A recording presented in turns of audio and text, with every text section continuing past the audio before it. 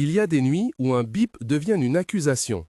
Dans le service de réanimation du centre hospitalier de la ville, le moniteur cardiaque d'un patient en coma vibrait comme une voix qui ne voulait plus être ignorée. Chambre 317, patient nommé Simon Leclerc, plongé depuis des années dans un silence que la médecine classait comme définitif. Et pourtant, ce silence commençait à générer des conséquences que personne n'aurait pu prévoir. Une infirmière a couru hors de la salle, les mains sur la bouche, le visage blême, incapable de dire autre chose que « je ne comprends pas ». La scène a gelé une collègue dans l'embrasure de la porte, une nausée sourde lui serrant le ventre. Le professeur Isabelle Martin, neurologue réputée et sceptique de nature, a observé sans bouger, incapable de croire ce qu'elle voyait et déterminée à comprendre. Ce qu'elle a trouvé en inspectant les registres et quelques enregistrements discrets a transformé une anomalie en une enquête pleine de secrets et de décisions lourdes de conséquences.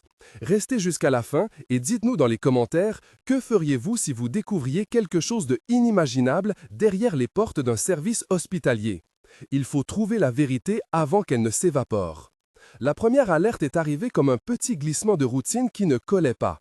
Un matin de début d'automne, lors du passage de la relève, Claire Dubois, infirmière de nuit expérimentée, a noté une entrée étrange dans le dossier de Simon, une baisse notable de la sédation à un moment où la prescription ne le permettait pas.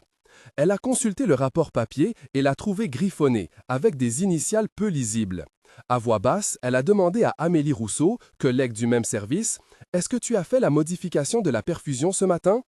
Amélie a hésité, a baissé les yeux, puis a répondu « non ». La pièce sentait la solution antiseptique, les gants en latex frottant contre les blouses, le café froid sur une table, la radio émettant un fond indistinct et au loin, le bip régulier d'un autre moniteur. La sensation tactile du dossier papier glacé sous les doigts de Claire lui a donné un frisson. À la cafétéria le même jour, Sofia Mendez, infirmière remplaçante, a évoqué sans son vouloir un rituel de soins particulier autour du lit de Simon. Ces petits détails, apparemment innocents, ont semé la première graine de doute dans l'esprit du professeur Martin. Les preuves initiales se sont accumulées comme des pièces détachées d'un puzzle. Le dossier d'admission contenait des transferts et des autorisations manquantes. Un rapport de transfert indiquait que Simon avait été amené du service de neurologie à la réanimation le 12 septembre avec une mention anonyme sur une intervention palliative. Des images de surveillance des couloirs ont montré des allées et venues à des heures où le protocole exigeait un minimum d'activité. Le docteur Laurent Moreau, chef de service, a été interrogé et a déclaré ne pas avoir signé la plupart des changements. Un premier examen technique a été demandé, une vérification des registres informatisés et un audit des clés d'accès du service. La description technique, simple et claire, affichée au rapport précis, précisait que les logs de connexion du dossier patient documentent heures et nom d'utilisateur et que toute modification sans authentification est traçable par l'administrateur informatique. Cette procédure ne prenait que quelques jours, mais devait répondre à la question centrale. Qui, comment et pourquoi des changements avaient été opérés sans autorisation? Pendant ce temps, la rumeur a commencé à tourner dans les couloirs. Isabelle a décidé qu'il fallait remonter aux origines. Elle a demandé à voir les résultats biologiques récents et un test plus spécifique a été requis. Une prise de sang simple révélait des anomalies dans les marqueurs inflammatoires, mais rien d'extraordinaire. Ils ont alors demandé un test de paternité moléculaire effectué sur des échantillons prélevés discrètement. Pour être clair, la méthode utilisée était la PCR, une technique d'amplification de l'ADN qui permet d'identifier des correspondances génétiques entre individus avec une très haute fiabilité. L'analyse a pris du temps et a demandé l'autorisation du comité d'éthique et du service juridique, car manipuler des prélèvements dans un contexte judiciaire nécessite un cadre strict. Les premiers résultats, livrés sous scellé, ont été l'une des premières pièces tangibles. Dans la salle d'attente, la tension était palpable. L'odeur du désinfectant se mêlait à celle du journal humide. Les chaises grinçaient sous le poids des confidences inavouées et les voix se faisaient plus basses. Pour comprendre pourquoi des gestes apparemment anonymes se transformaient en actes aux conséquences immenses, il a fallu replonger dans les vies privées des protagonistes. Le professeur Martin a mené des entretiens, longue série de conversations où les mots étaient souvent avortés. Devant l'officier d'enquêteur, Claire a pleuré, Amélie a nié, Sofia a cherché des explications. On a nommé d'autres acteurs, Karim Benali, aide-soignant, qui avait vu des échanges secrets, Sophie Girard, administratrice chargée des plannings, qui avait autorisé des transferts de personnel bizarres, Julien Pelletier, avocat consulté par l'hôpital, Marc Vial, expert médico-légal qui a été appelé pour analyser des traces. Chacun d'eux a apporté un élément factuel ou un soupçon. Karim a avoué qu'on organisait parfois des veilles volontaires autour de la chambre de Simon, non pas pour des raisons strictement médicales, mais par une sorte de fascination morbide, disait-il. Sophie a reconnu avoir signé des autorisations temporaires à la demande d'une infirmière en invoquant une urgence familiale. Ces explications divergentes ont dessiné une carte de connivence possible entre plusieurs personnes, une toile faite de mensonges et de protection mutuelle. Le passé du professeur Isabelle mérite d'être raconté, pour comprendre sa détermination. Elle avait grandi dans une petite ville côtière, fille d'une infirmière et d'un professeur d'histoire. Enfant, elle passait des heures à regarder sa mère soigner avec douceur, à apprendre la valeur de chaque geste posé sur un corps souffrant. À l'université de médecine, elle s'est spécialisée en neurologie après avoir assisté à la chute d'un patient jeune, une scène qui avait marqué sa vision du soin et de la responsabilité. Sa formation a été rigoureuse et solitaire, des nuits d'études, des gardes épuisantes, des doutes affrontés seuls. Puis, un événement professionnel l'avait forgée. Elle avait dénoncé une erreur systémique dans un ancien hôpital, affrontant l'institution et payant le prix d'une réputation mitigée. Cela l'avait rendue sceptique face au récit collectif et résolue à chercher la vérité, quel qu'en soit le coût. Aujourd'hui, son bureau était rempli de dossiers annotés, de photos jaunies d'anciens patients et d'une volonté presque physique de réparer les injustices. Ces fragments de vie expliquent pourquoi elle n'a pas laissé la rumeur s'éteindre. La vie de Claire Dubois, infirmière au centre depuis 10 ans, mérite aussi d'être explorée. Née d'une famille modeste, elle avait choisi le métier par vocation et par besoin d'appartenance. Claire aimait la routine des soins, les échos humains dans les couloirs, la stabilité d'un planning. Mais la pression économique et des dettes familiales l'avaient progressivement rendue vulnérable aux arrangements. Heures supplémentaires non déclarées, favorisation pour des congés, petites compromissions. Son passé contenait une relation passée douloureuse avec un ancien compagnon qui l'avait laissée seule pour élever un enfant. Malgré cela, elle restait fière de son travail et soucieuse de la dignité des patients. Pourtant, dans les semaines qui ont précédé l'incident, des messages privés ont montré des échanges ambigus entre elle et d'autres membres du service, des blagues qui franchissaient la ligne entre empathie et fascination. Ce mélange de faiblesse économique, de liens affectifs aux patients et de besoin d'être reconnu a dessiné un personnage complexe, capable du meilleur comme du pire. L'histoire a pris une autre tournure quand les cas de grossesse parmi le personnel ont commencé à émerger. En l'espace de quelques mois, 3 infirmières du service, toutes jeunes et sans partenariat déclaré, ont annoncé qu'elles allaient avoir un enfant. Les dates de conception présumées coïncidaient avec des périodes où elles avaient toutes passé beaucoup de temps en présence de Simon. La découverte a provoqué un choc et une multiplication de regards. Les conversations au personnel ont été vives et chargées d'odeurs de café froid, de gommage de tableau blanc, de frissons quand quelqu'un prononçait le mot secret. Les 8 personnages secondaires déjà nommés ont tous réagi. Karim a détourné les yeux, Sophie a barricadé son bureau, Julien a conseillé prudence légale, Marc a demandé des échantillons supplémentaires. Les habitants du quartier hospitalier, comme la boulangère qui connaissait Claire, le chauffeur ambulancier Thierry, La voisine de chambre Isabelle Leroy et la réceptionniste Nadège ont été mentionnés dans des témoignages.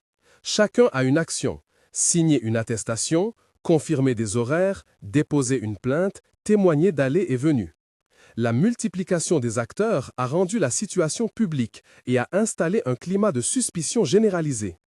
Un test s'est imposé à mi-parcours. Le professeur Martin a organisé une surveillance cachée autour de la chambre en respectant la législation et avec l'accord discret du comité d'éthique.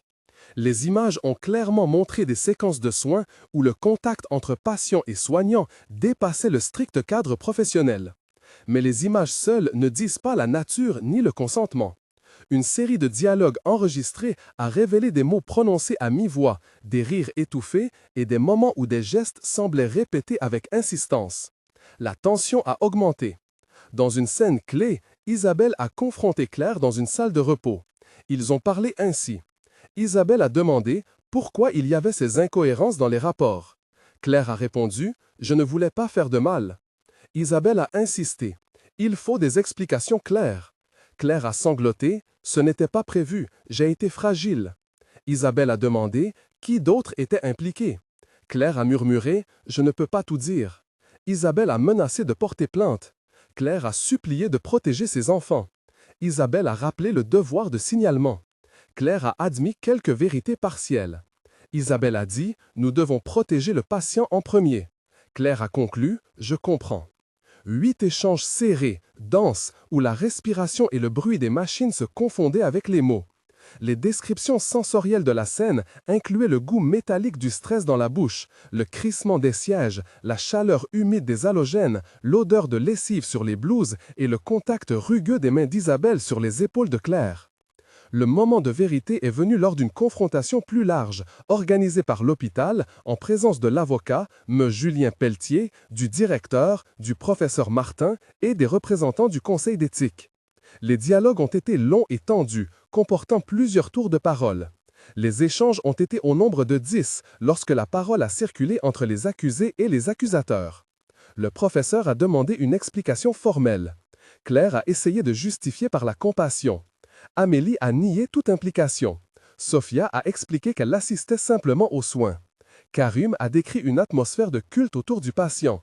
Sophie a évoqué une pression administrative. Le directeur a cherché à minimiser les faits. L'avocat a plaidé pour la prudence juridique. Le témoin neutre, Marc Vial, a exposé les résultats. Des profils génétiques compatibles entre certains nouveau-nés et le patient Simon. Ce moment a été le point de bascule. Les 2 paragraphes de tension racontent la décision de l'hôpital de suspendre immédiatement plusieurs membres De personnel et d'engager une plainte pénale. La mémoire collective s'est figée entre choc et soulagement. La décision n'était pas seulement institutionnelle, elle pesait sur les vies de ceux qui avaient été impliqués. 2 descriptions techniques sont nécessaires ici pour éclairer le lecteur sur les procédures entreprises. Première description technique. L'audit informatique a consisté à comparer les logs du dossier patient, horodaté, avec les plannings et les badges d'accès. Les logs indiquent nom d'utilisateur, heure, action réalisée et adresse IP. Toute modification non validée par la signature électronique déclenche une alerte. Cette procédure a permis de retracer l'origine des changements de prescription et des anomalies dans les rapports. Deuxième description technique. L'analyse génétique a utilisé des marqueurs STR et une méthode de comparaison statistique des profils, permettant d'établir une probabilité de parenté. Les résultats ont été interprétés par un expert et consignés dans un rapport scientifique accessible au tribunal. Ces explications visent à rendre compréhensible la chaîne de preuves matérielles qui a servi d'appui à l'enquête. La résolution juridique et éthique a suivi son cours. Certaines personnes ont été inculpées pour atteinte à l'intégrité d'un patient et pour agissement contraire au devoir de sécurité. Des audiences disciplinaires ont été ouvertes, des suspensions administratives prononcées et des poursuites pénales envisagées. Le directeur de l'hôpital a ordonné la révision du protocole de surveillance des patients vulnérables, l'obligation de double signature pour tout retrait de médicaments et la mise en place d'une formation renforcée sur l'éthique des soins. Un court texte administratif a résumé la nouvelle règle. Toute modification de sédation ou de dispositif médical doit être enregistrée, justifiée et validée par 2 professionnels.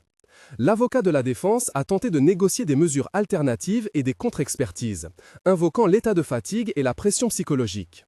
Les débats ont mis en lumière la fragilité des mécanismes de surveillance et la facilité avec laquelle la connivence peut s'installer. Moment de pause et participation du public. Si vous étiez à la place du professeur Martin, comment réagiriez-vous ?